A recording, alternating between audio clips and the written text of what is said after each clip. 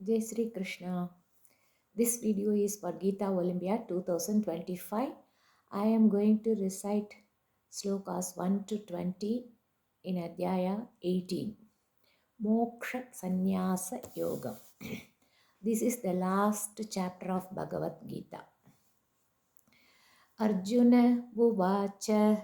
Sannyasasya Mahabaho Tattvamicchami Veditum Tyagasya cha Hrishikesha Pritakkeshin Nishudana Shri Bhagavanuvacha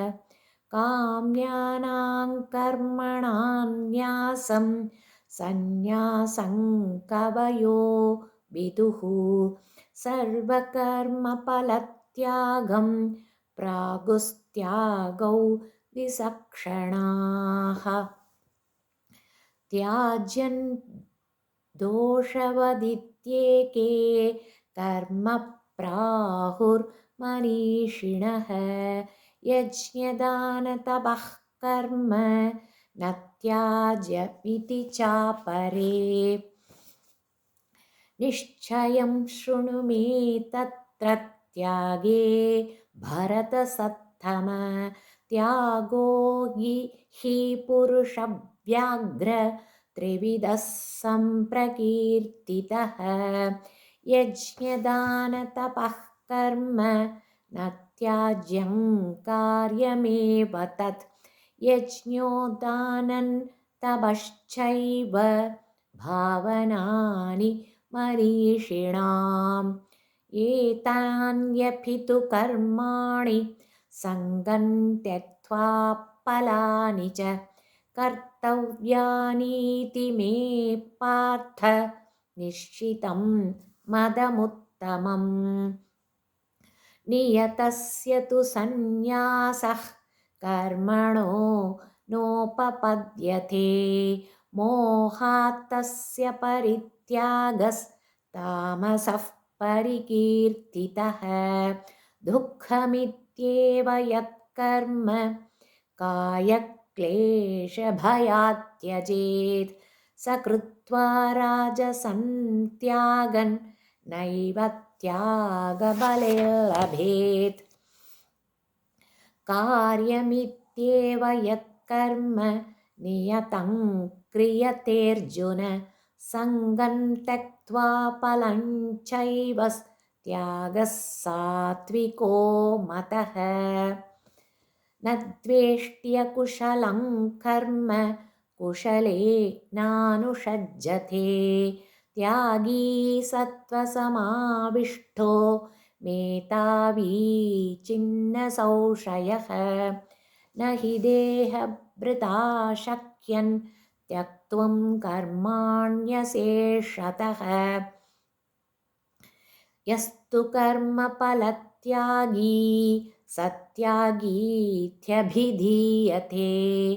अनिष्टमिष्टं मिश्रं च त्रिविधं कर्मणः फलं भवत्यत्यागिनां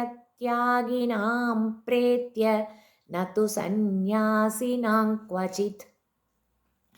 पञ्चैतानि महाबाहो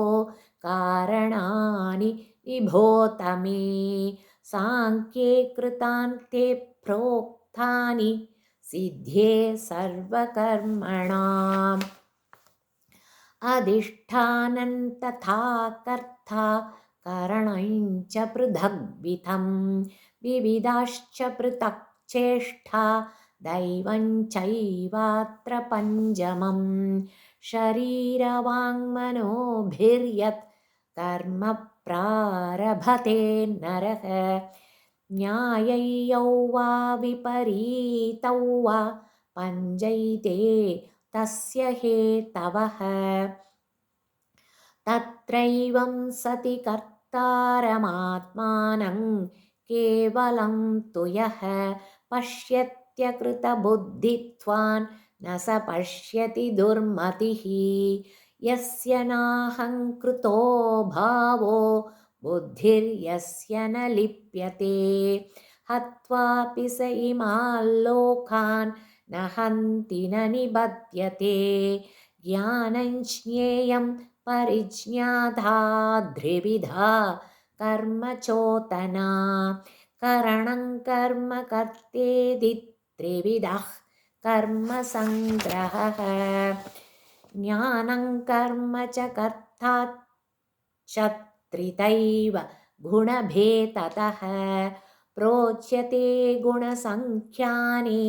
यतावत् शृणुतान्यपि सर्वभूतेषु येनैकं भावमव्ययमीक्षते अविभक्तौ विभक्तेषु तज्ज्ञानौ